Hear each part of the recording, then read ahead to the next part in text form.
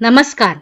आप सभी का एक बार फिर से स्वागत है हमारे चैनल कहानियों का झरना में। आप सभी को नवरात्रि के 7वें दिन की हार्दिक शुभकामनाएं। आइए नवरात्रि के 7वें दिन मिलकर सुनते हैं देवी कालरात्रि की कथा।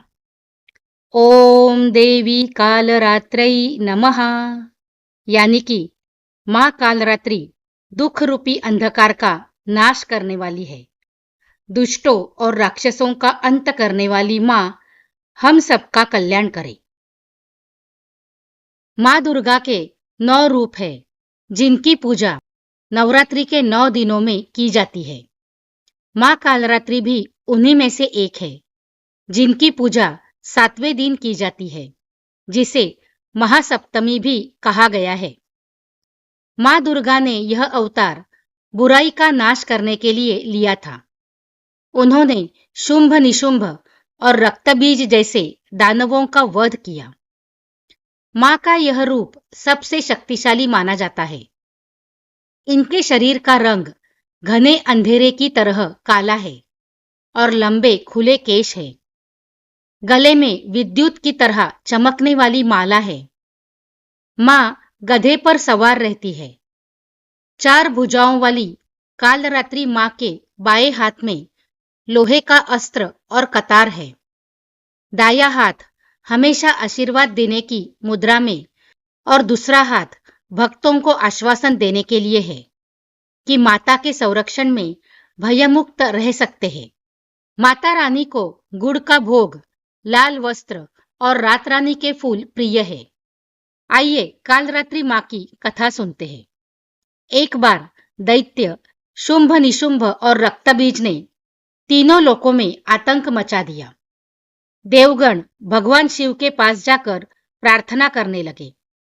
भगवान शिव ने माता पार्वती से विनती की।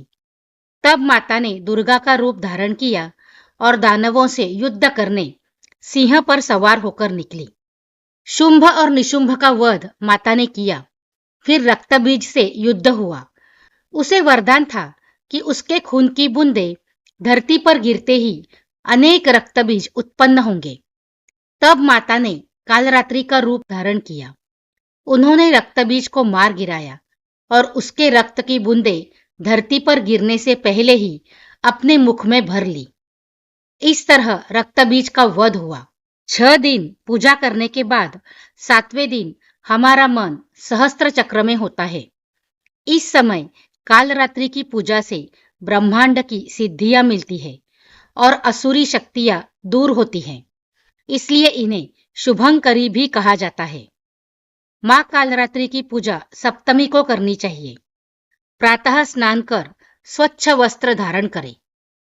माँ को रोली, अक्षत, दीप, धूप अर्पित करें। रात रानी का फूल और गुड़ का भोग चढ़ाएं। दुर्गा सप्तशती, दुर्गा चालीसा और माँ के मंत्र का जाप करें। लाल चंदन की माला से जाप श्रेष्ठ माना गया है। ओम कालरात्रै देव्यै नमः।